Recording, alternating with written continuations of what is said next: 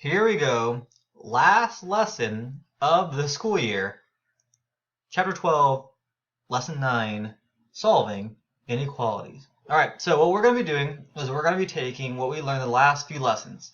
Everything we know about solving equations, everything we know about graphing inequalities, and smushing them all together and putting them into one super compact lesson that deals with both of them. So, first off, you should write this down in your notes, because I know you're all taking notes. An inequality is solved using the same procedure used to solve equations. So that's good news. This is not new news, which is good news. All right, and we're going to be doing the same way we would solve an equation. We're going to solve inequalities. Then for these first few questions, we're going to say after solving the inequality, we're going to graph the solution. All right, now on your homework, it's going to ask you to graph the solution. I'm not 100% sure if I'm going to put that into the quizzes homework, but we'll find out together. So, solve this equation. Now, here we go. Solve x minus 8 is greater than 3. Now, we're going to treat this just like an equation. We're going to pretend like this thing doesn't even exist until we get to the end of it. And like we normally would do, we're going to go ahead and start by circling our variable. And we're going to figure out who's the buddy we need to get rid of. In this case, his buddy is minus 8. And he's the only buddy, so the opposite of subtracting 8 is going to be adding 8. So if I add 8 to this side, negative 8 plus 8 cancels out, and all I have left over is x. And because this is math and math is fair, if I add 8 here, I have to add 8 over here. So 3 plus 8 is 11, and this sign stays the same, and x is greater than 11. Alright, so we did half of the work. We solved this inequality. Now we have to graph it. Now how would we graph this? Well, the last lesson we said, well, we always want to have our variable on the left, which we do. And then we're going to have an open circle, because this does not have the option to be equal to, it's just regular less than. Open circle at positive 11. 11 somewhere over here on the right of 0. Remember, you don't need to do all the little tick marks in between. Open circle, and it points this way because the arrowhead points to the right, and this arrowhead points to the right. Cool. That was fun. Let's try something a little bit more challenging. Let's change the color back. Boom. All right, they want us to solve 3x plus 8 is greater than or equal to 2. Now, we're going to solve this the same way that we normally would. We're going to start by circling our variable, and we're going to identify how many buddies he has on his side of the inequality. Well, 3 is a buddy, and 8 is a buddy. Which one do I get rid of first? Well, if you remember, we want to do reverse order of operations, so we want to do any addition or subtraction first. So the opposite of adding 8 is subtracting 8. Cool. Now I'm going to go ahead and subtract 8 from both sides. This cancels out, and I'm left with 3x, the 3 drops down, the x drops down, is greater than or equal to negative 6, because 2 minus 8 is negative 6. If you have $2, but you owe somebody $8, you can pay them back 2, but you still owe them 6. All right, now we're going to do the same thing. We're just going to go one step further. We're going black's not a good color for this type of problem. Let's go purple. All right, circle our variable, and he has one buddy. All right, this is 3 times x, so the opposite of multiplying by 3 is dividing by 3. And because this is math and math is fair, I have to divide 3 on both sides. So these guys cancel out, and I get x is greater than or equal to negative 2. Now for this problem, this sign stays the same. There is one special rule that we're going to talk about pretty soon that this might change, but for now, everything's cool. Now, how would I graph this? Well, our variable is on the left. We're going to have a closed circle. I know this is closed because it has the option to be equal to. So a closed circle at negative 2. Again, I don't need to count all the little tick marks. I just know that negatives are on the left side of 0. And positives are on the right side. And the arrowhead says that this thing is pointing to the right, So my arrow should point to the right. That means that everything on this number line, including -2 and to the right of -2, is a solution. So this would be the solution, and this would be the graph. Cool? Cool. Let's go ahead and practice a couple more. This first one is going to be a one-step inequality. We're going to go ahead and circle our variable and get rid of the buddy. The opposite of adding 7 is subtracting 7, and I have to do it on both sides. 7 minus 7 cancels out, so x is less than -5.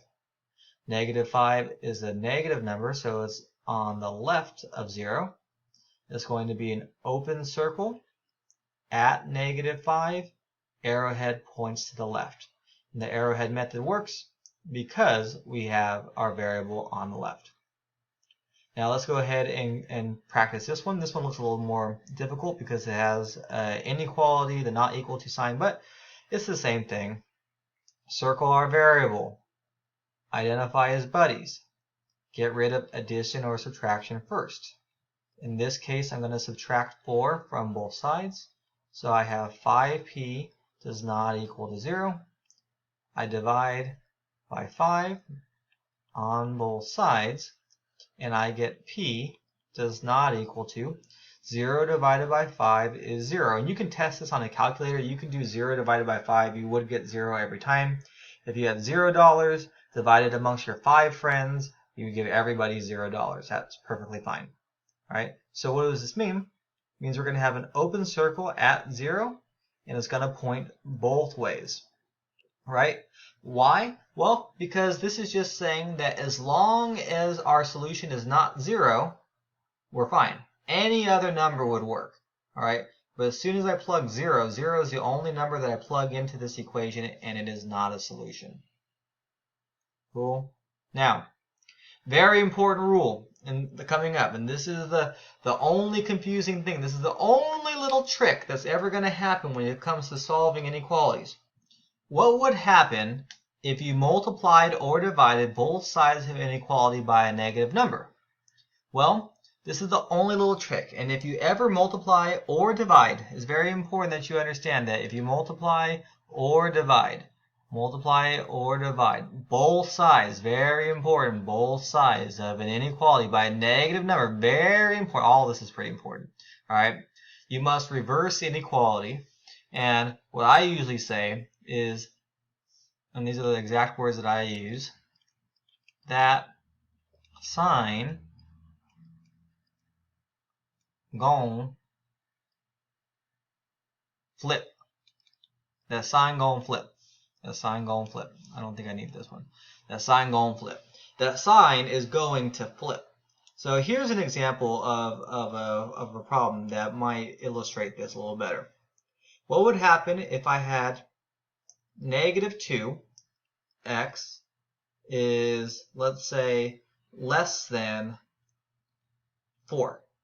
Okay? Well, how would I solve this one? Well, I would do the same thing I normally do. I would circle my variable and then do the inverse operation. The opposite of multiplying by -2 is dividing by -2. So I'm going to be fair. I'm going to do this on both sides. I'm going to do all this stuff, right? But because I divided both sides by a negative number, something special happens. And the sign gon' flip. It was less than, now it's greater than. And this has to happen. Mathematically, I mean, I guess I could spend more time explaining to it. I had the feeling you don't care about why. But trust me, and again, you can practice this with different examples, plug in numbers and see what happens.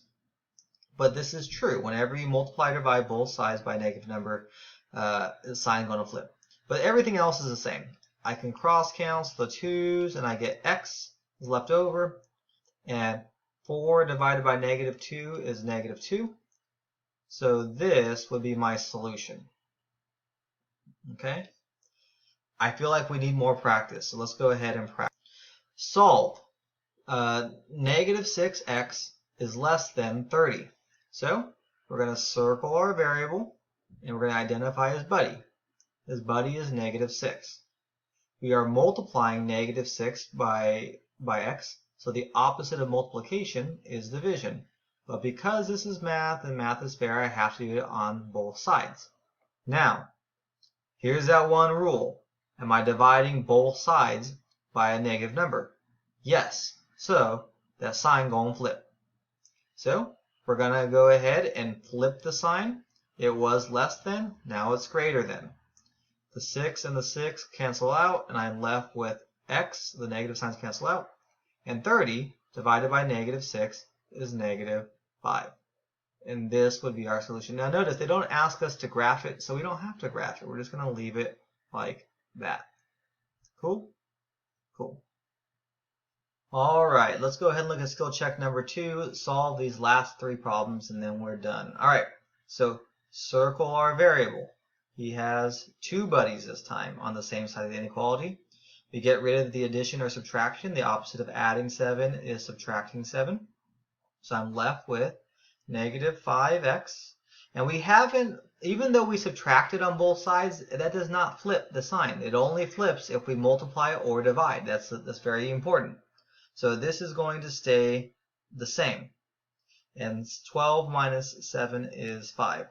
Now, I'm going to go ahead and next step, divide both sides by negative 5. And because we divided, that sign gonna flip. Alright, it was less than, now it's greater than. These guys cancel out, and I have x is greater than negative 1. Alright, this one looks a little trickier because we're not really used to seeing this inequality sign. But this is actually the same thing as an equal sign. Alright, we circle our variable. He has 1 buddy. I divide by 4 on both sides. Now, inequality sign is not going to flip. It can't. It's just going to stay not equal to. And I end up getting negative 6 does not equal to p. Some people might prefer p does not equal to negative 6. They mean the same thing. Both of these are the same thing. Alright, now how would I check my answer? I plug them in. Alright. And the last one we're going to go ahead and work on right here. We're going to circle our variable. He has 2 buddies. I have to get rid of which one first? Well, the farthest buddy, or the one that's addition or subtraction. And in this case, it's going to be this guy. Because this is a positive 5. What's the opposite of positive 5? Negative 5. So I subtract on both sides, and I get negative 2m is less than or equal to 4. Now, why didn't it flip? Because I didn't multiply or divide on both sides, I subtracted. And again, that's very important. I'm going to go ahead and divide both sides by a negative. What's going to happen when you divide both sides by a negative number? Well, that sign, say it with me, that sign gonna flip. This becomes greater than or equal to, these cancel out, and I get m is greater than or equal to negative 2. Alright, a little confusing. I can see why this is the last lesson we're going to learn this year. It's calling you to not only pay attention, but to apply a lot of different skills that we've learned. But I am very confident that you guys can get it. Alright, we just want to remember our rules of equality. What we do to one side, we have to do the other side. And now we have a new rule. When you multiply or divide both sides by a negative number, that sign gonna flip. Alright, have fun. If you have any questions, come to me in office hours. Come to me, talk to me after class. I will gladly help you guys. Alright, it's been an honor teaching, assigning you work, making you do math stuff. But I really do appreciate your hard effort throughout this year. And we're not done yet. We have this test coming up. We have the final. You guys can do it. And hopefully you guys enjoyed this class. I really do appreciate you guys. God bless. See you later. Talk to you later. Have a good summer. But don't start summer yet. All right. Bye.